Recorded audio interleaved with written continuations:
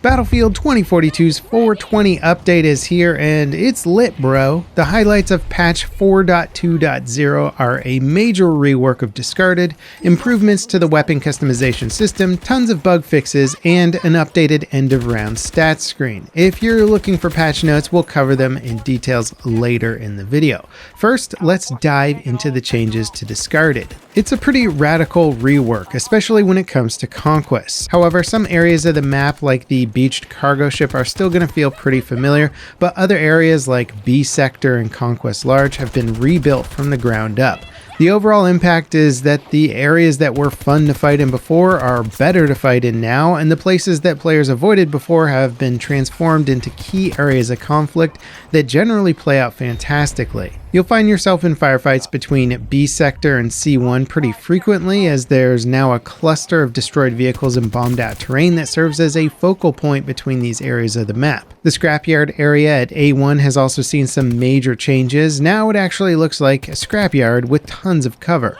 Other areas like E Sector have all new cover that give infantry a way of crossing the expanses between the points much easier. All the points and playable areas in the map just feel far more accessible, and that's due in large part to all the additional cover between points, making those journeys just, well, less exposed and likely to get picked up by some vehicles.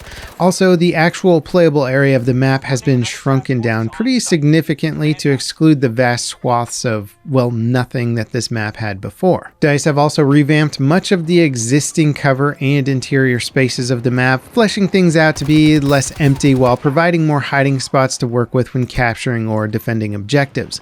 The cargo ship's interior flag now has containers and equipment surrounding zip lines up to the ship's deck and stuff like that. You can use this cover to defend yourself from an enemy retaliation rather than being forced to hide in like an exposed corner like you did before. And these seemingly small updates actually have a huge impact on the flow of combat. Unfortunately, the combat on the breakthrough mode isn't quite as drastic compared to Conquest. The changes are without a question an improvement to what the map was before, but the overall layout and flag placement leads to the same type of problems this map had before as well. The match turns into a constant tug-of-war with one point always under intense combat while the other just kind of bounces back and forth between the teams as a handful of players reclaim it. It's definitely not as painful a process as before, but the general flow is just kind of annoying for a breakthrough map, and I think some of the points could have been better designed to reduce the back and forth flag capping. Unfortunately, discarded, much like Kaleidoscope, started in such a bad place for combat flow that even these massive reworks don't seem to do enough to make them particularly fun. Less bad is sort of what we get with this update. That said, Conquest is an absolute delight, and discarded is definitely a solid map for any Conquest rotation.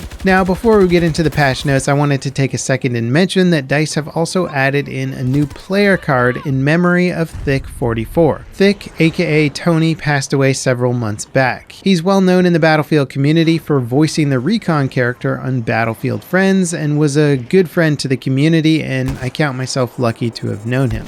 You will be missed, sir.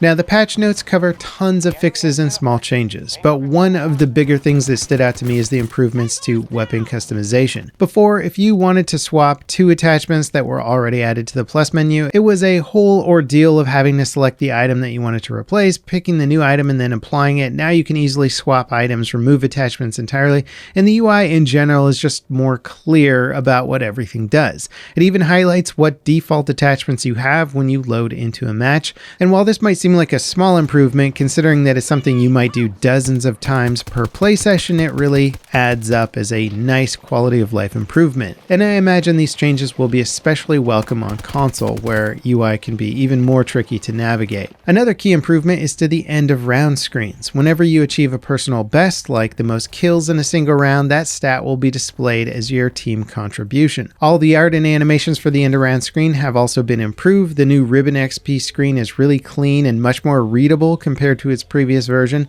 It's also possible to skip all the XP and Battle Pass reward screens without leaving matchmaking. Also, if your aiming feels a little different for you now, it's because DICE have switched uniform soldier aiming to be on by default. This feature does a bunch of number crunching behind the scenes to ensure that your mass movement always registers as the same pixel distance, regardless of your FOV changes caused by zooming in when aiming a weapon. It's a setting that has been on by default default in previous Battlefield titles. If things feel weird, you can just disable it. Now, the nitty-gritty of the bug fixes and improvements include dozens of changes. There are some standouts though. Sundance's mastery now correctly tracks assists on destroying enemy vehicles when using the smart explosives. Dozer's ballistic shield will no longer deflect or ricochet Sundance's scatter grenade. Soldiers will now become spotted on the minimap upon firing or throwing the following items: a smoke grenade launcher, SBH explosive launcher, recoilless M5, javelin, and the FXM-33. The repair tool now displays the overheat UI element correctly.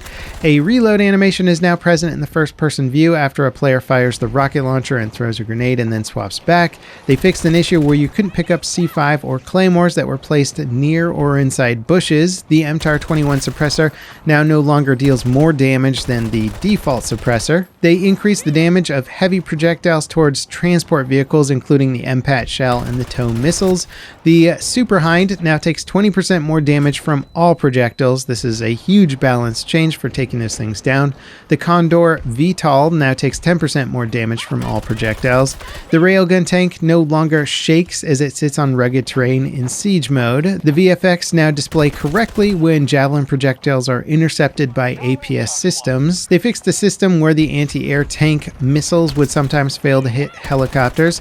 You can now lock on to stealth helicopters that have been hit with the tracer dart even while they're in stealth mode. Overall, this is a pretty substantial patch with many great updates across the board. Discarded is now a legitimate conquest map that you should be excited to play. And at least the breakthrough version is, well, less painful than before. It's kind of like the Kaleidoscope update, at least when it comes to the breakthrough mode. Hourglass is now the last map left for a complete rework, but before we get that, Season 5 is bringing us a brand new map that should kick off some Battlefield 4 vibes. I'm also awaiting an announcement regarding future content. We're still a ways off from any follow-up mainstream entry into this franchise, so I'm hoping DICE will commit to a full second year of content with 4 more seasons. If that's the plan, then I would imagine that announcement's going to happen pretty soon. I would guess on or before the release of Season 5, which is coming up. In general, Battlefield 2042 is a damn good time right now. More and more people that I know have jumped back into the game and are truly having fun with it. The latest season has brought me back into play much more frequently than before, which is fantastic. What are your thoughts on the new Discarded update? I'll be curious to hear about it in the comments. And next up, check out this video on a crazy realistic bodycam FPS that was made in the Unreal Engine.